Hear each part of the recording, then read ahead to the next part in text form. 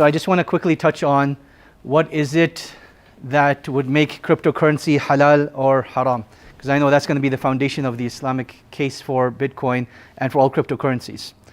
So in order to frame an Islamic ruling on something, the first question you need to ask yourself, is this an act of ibadah within of itself or not? So an act of ibadah within of itself, salah, zakah, hajj, fasting, those are acts of ibadah within of themselves. Then you have acts that are not acts of ibadah within themselves, but can become due to their intention. Eating, drinking, sleeping, your intention behind them is to get energy so that you can worship Allah, it becomes an act of ibadah. If your intention behind them is not present, or even for a dunyawi purpose, that's perfectly fine. You're just missing out on the reward, you're not being punished for it. So when we look at something like cryptocurrency, is it an inherent act of ibadah? Yes or no? What do you guys say?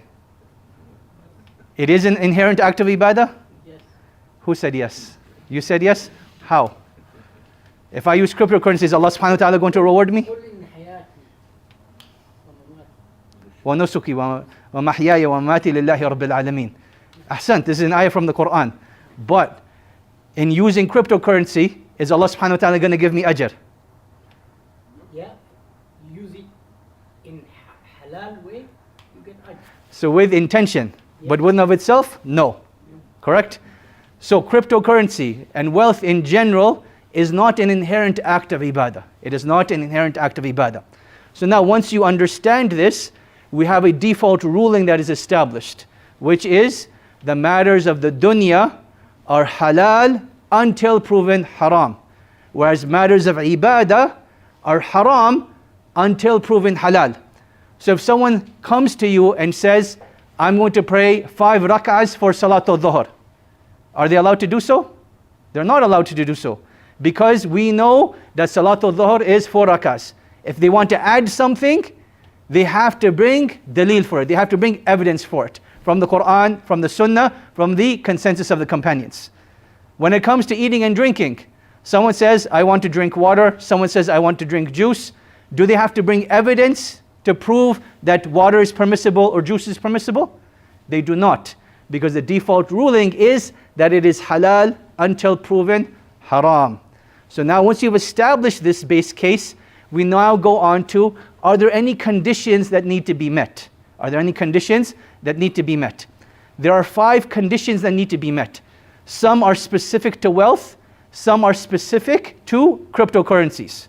So with regards to wealth, there has to be a medium of exchange and a store of value. Medium of exchange, store of value. Firas spoke about that in his presentation, so I'm not going to repeat that. What becomes specific to cryptocurrency over here, and this is in contrast to the fiat system, is that wealth in Islam is meant to be deflationary by nature. So, Amanullah was speaking about the concept of inflation. You actually have 2 main schools of thoughts within economics. You have the Austrian school of thought, the Keynesian school of thought. One is pro-inflationary, one is pro-deflationary. The Islamic position is that it is actually meant to be deflationary based upon the fact that wealth in Islam is meant to be commodity-based. It is meant to be commodity-based. So now when you apply this to cryptocurrency, there's 2 main ways that they do this.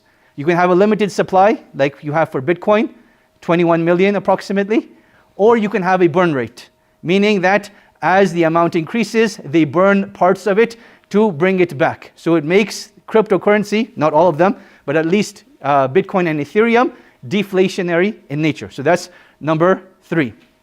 Number 4, we talk about tokenomics, which is what exactly is happening with these cryptocurrencies. And the main thing we want to look at over here is that it's not a Ponzi-like scheme. So for example, I'm starting up a new cryptocurrency. I'm going to call it Navaid coin. And I know Amanullah, mashallah, he's very connected in the community. So I tell Amanullah, you know what? Next week on the Mambar, I want you to really push out Navaid coin. And for every person that buys Navaid coin, I'm going to give you a percentage of it. And you saw this done with a whole bunch of influencers. And all those cryptocurrencies, went to nothing. So this is a Ponzi-esque scheme. So one of the things that we want to look at is that the tokenomics are not Ponzi-esque. So it's not a Ponzi scheme behind it. And then the last condition is that it has to have a real use case. So for Bitcoin, I will advocate is that it is a currency. Ethereum is a technology. And this is my very simplistic, limited understanding. Both of these are real use cases. But I come up with Navaid coin. What is the value of Navaid coin? What does it actually do? What purpose is it serving? Right? Other than the fact that I named it after myself. It has zero purpose, zero world usage whatsoever. Right? So in order for it to remain wealth in Islam and for it to remain halal, it has to have a real use case behind it. So now, this is the simplistic conditions. I'll give you an even simpler way. You're interested in a particular cryptocurrency. Is there a shortcut to finding out if it's halal? If it has a large market capitalization, Islamic Finance Guru has the top 50 cryptocurrencies by market capitalization that tell you if it's halal or haram, based upon these criterion. So all the major ones that you've heard of, like Solana, like Ethereum, like Dogecoin, all of those ones that have larger market capitalizations, they'll tell you if they're halal or haram. That is the simplistic way behind it. So with regards to what drives the price of Bitcoin and what makes it halal or haram in terms of its profit. So Bitcoin, as Firas mentioned, is most closely equated to a commodity. And the prices of commodities are driven by supply and demand. So the more demand that is created for the commodity, the more money people are willing to pay for it as the supply decreases. The more the supply increases and the demand decreases, then the more the price will drop. Now, I think something important to understand, what Bitcoin has working for it is the fact that not only are there a limited amount of approximately 21 million, but the fact that within the past year, 70% of Bitcoin has been illiquid.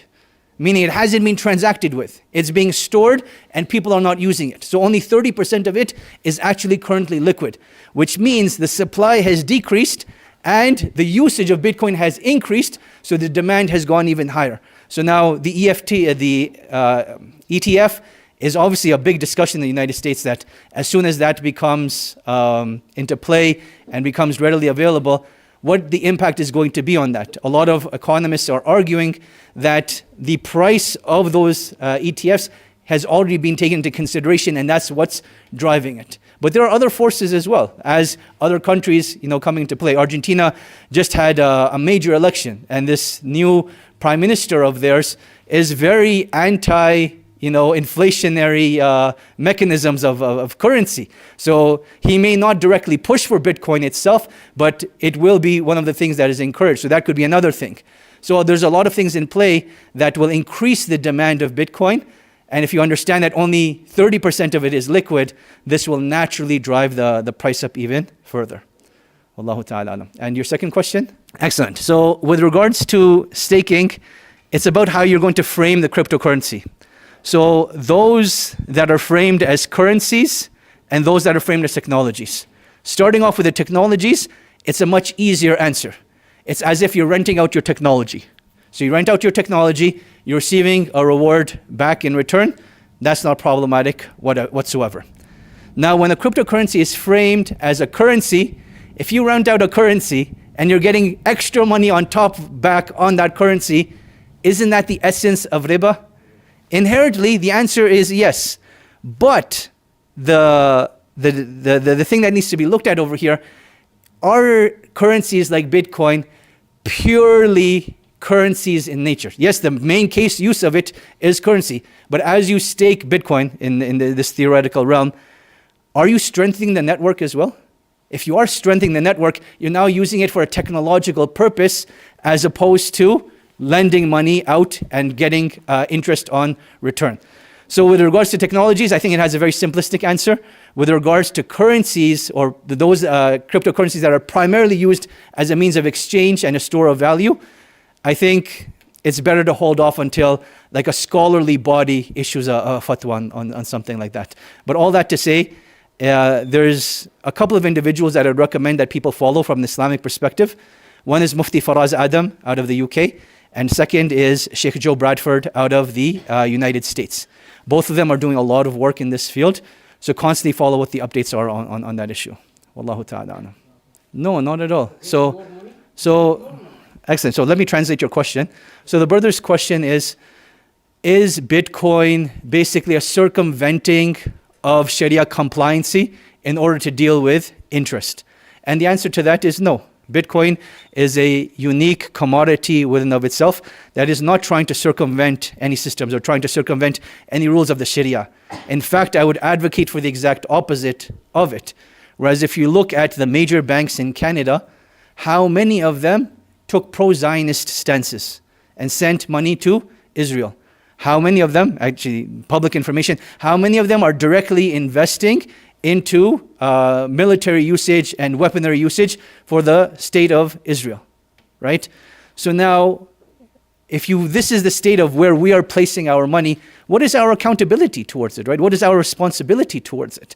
So now you have something like Bitcoin. Again, I'm going to give this disclaimer again because I gave it during their session. I need to give it during this session as well.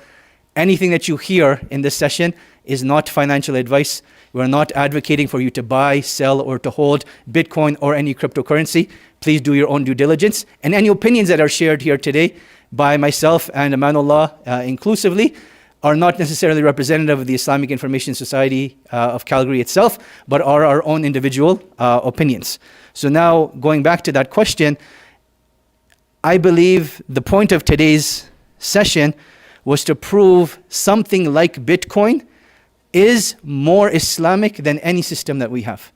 Just because we're only accountable to it for ourselves. How I spend it and how I use it is my issue. But when you're putting your money in these banks, the way they spend it, we have a responsibility towards that. The fact that we're supporting riba indirectly, we have a responsibility towards that, right? So those are the bigger questions we're trying to answer with this event. And again, the point isn't to say that go out and buy Bitcoin, but the point is to think bigger about our money. Right? When Allah subhanahu wa ta'ala and His Messenger sallallahu alayhi wa sallam tell us that our feet aren't going to move on the Day of Judgment till we're asked about 5 matters. How did we get our money and how did we spend it? A part of it is where are we placing our money? Right? So there's a level of responsibility that we need to take. But to answer your question, I don't believe it's tahayul and it is permissible. Wallahu ta'ala. I want to put Amanullah on the spot here. My question for you, sir, this is going back to a conversation we had that we never got to finish. Bitcoin and cryptocurrency, on a realistic level, how does a country like Lebanon implement it, in summary? And then, how long do you think it would take to solve their inflationary problems?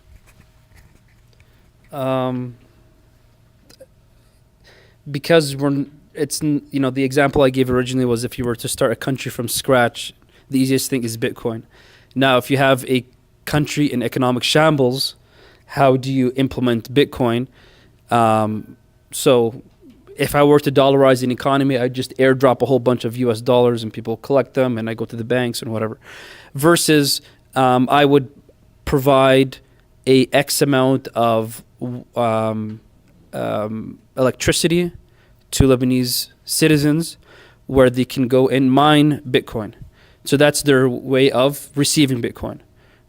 If I have some sort of every Lebanese person has, X amount of resources every month, be it medical or, government stipends or whatever.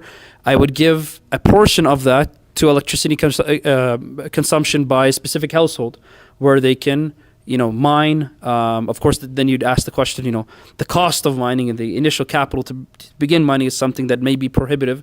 That's when, agencies involved, uncorrupt agencies, ones that can, have a pool of funds, can generate enough, for the proportion of a specific jurisdiction or sort of riding or whatever. And rather than, back to Brother Ayad's point, rather than the rich and wealthy having access to that, that they call it the power grid of Bitcoin, everyone has access to it based on the number of, the household, number of people of household in that household rather than the wealth of that household. So that would be, in terms of injecting funds into the actual economy. Now the use of it is actually quite simple. Vendors all of a sudden, instead of having cash registers, they would have just print out of a QR code that's tied to their address. And for those who have businesses, the point of sale devices that we use are quite expensive. So I'm already saving you a whole bunch of money by having a printout of your QR code that you don't have to touch any sort of fiat cash or anything like that. I literally scan that QR code and I transact with you. So in terms of printing the money, I think it's based on economic consumption, economic rationing, electricity rationing. In terms of the actual transacting with vendors, it'd be with that, call it that QR code solution. And in terms of the third thing is keeping governments responsible. This is the way to keep them responsible, because now at any point in time, I have a immutable public ledger that will tell me what is sitting in the war chest of the governments, how much funds they have, how much they've used, what are the plans for it, things like that. Is it sitting in the country? Is it not? Is it being used elsewhere? All of this is transparent. So I guess in summary, so an economy like Lebanon would benefit from distribution of wealth, the interacting of wealth on a vendor level, and then thirdly, in terms of implementing it, it would keep governments as far as possible from the ability to corrupt and collude with one another.